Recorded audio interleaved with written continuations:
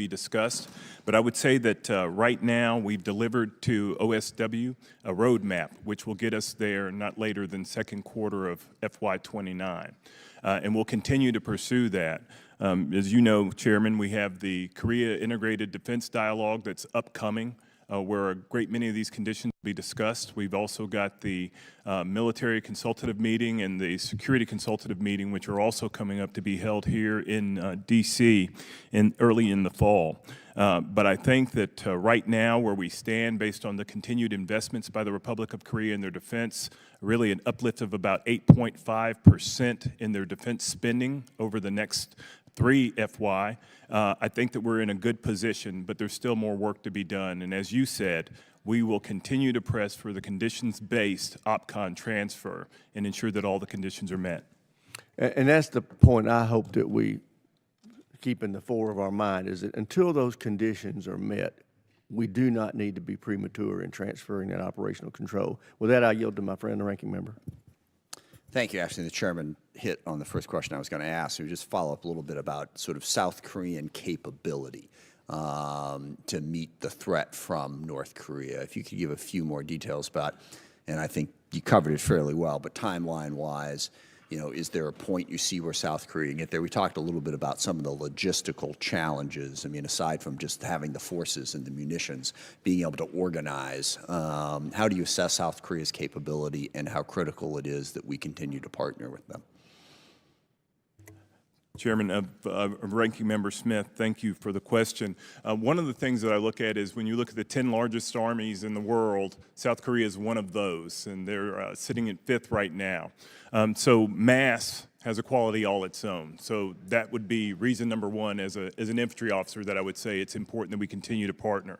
I also think that geography plays into this as well, the centrality of Korea in the region, its ability to impose costs both in the West Sea and the East Sea.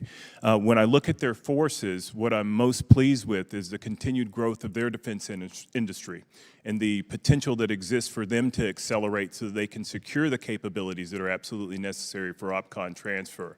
As a partner, I would consider them, and maybe it's because of where I live, the preeminent partner in the region because I get to work and see them every day. So very happy with the relationship that we have. As you know, we just came out of our Freedom Shield exercise, which is a command post exercise largely, but there were 50 individual events where bilateral training occurred.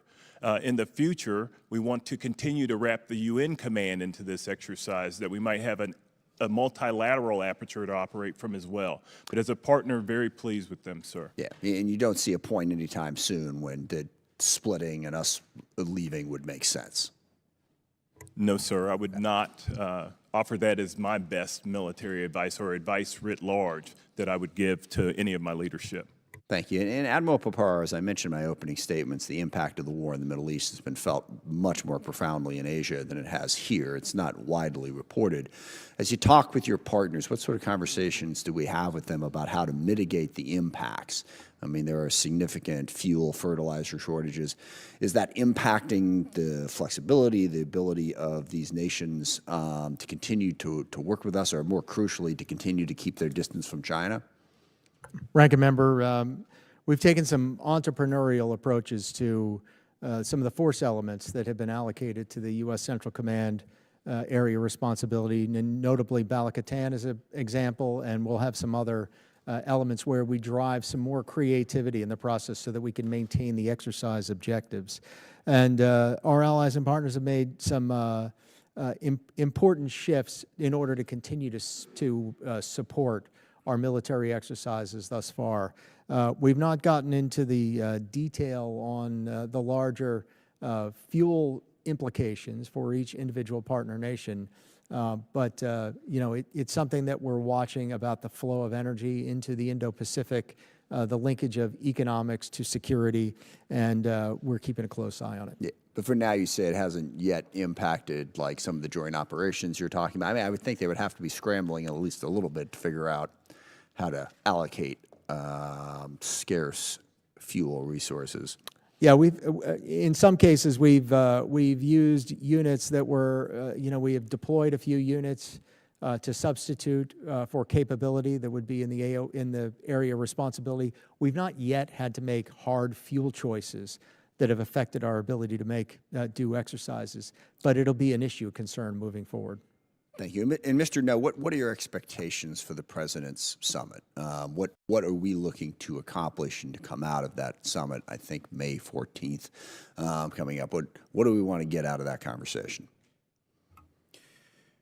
Ranking Member Smith, as you stated in your opening statement, the Department of War supports engagements with China. I was personally present along with Admiral Puparo when Secretary Hegseth met with Admiral Dongjun in Malaysia a few months ago. I know Undersecretary Colby's engaged with Ambassador Xiafang several times, and at working levels, policies continue to engage with our counterparts in Beijing. So we're supportive of that, and we're fully supportive of the President's desire to maintain a positive, productive relationship with Xi Jinping. Thank you. Mr. Chairman, I yield back. Gentleman from Virginia, Mr. Whitman is recognized. Thank you, Mr. Chairman. I'd like to thank our witnesses for joining us today. Admiral Puparo, I want to begin with you. You had heard a little bit about the issues we're dealing with. That is the tyranny of distance there, what you have to deal with every day in the Indo-PACOM. And then weapons magazine depth, especially long-range precision strike weapons like Tomahawk, Prism, JASSM, LRASM, you name it, we need those weapons. The challenge is, as we've consumed those weapons in other ways, and as weapons magazines get precariously low, we need capacity and capability to be able to reconstitute those weapons magazine. And you've said this, you've said current production timelines are misaligned with operational expenditures and threats we face today in today's global security environment, essentially saying we're not building enough, fast enough. Secretary Feinberg would agree with you and has done a lot of things there.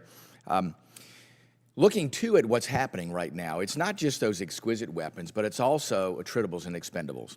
It's also being able to take technology that's there, things like the Lucas drone that we've been able to use in ways using technology that's already out there from, believe it or not, places like Iran, and getting that capability there. To be able to do that quickly, to be able to produce that mass that does have an impact is going to be key going forward. So I just wanted to get from you, how are you working not only on the exquisite weapons magazine depth, but also building that mass, that attritable and expendable mass quickly so that the Chinese look at it and go, you know, even though they may be able to hold us at risk and the WES gets bigger and bigger and bigger, we've got some things too that are going to really make their risk calculus very complex. Give me your perspective on how you're trying to balance all those things, restocking exquisites, but also building quickly a magazine depth for attritables and expendables. Congressman, good morning. Good morning. You get to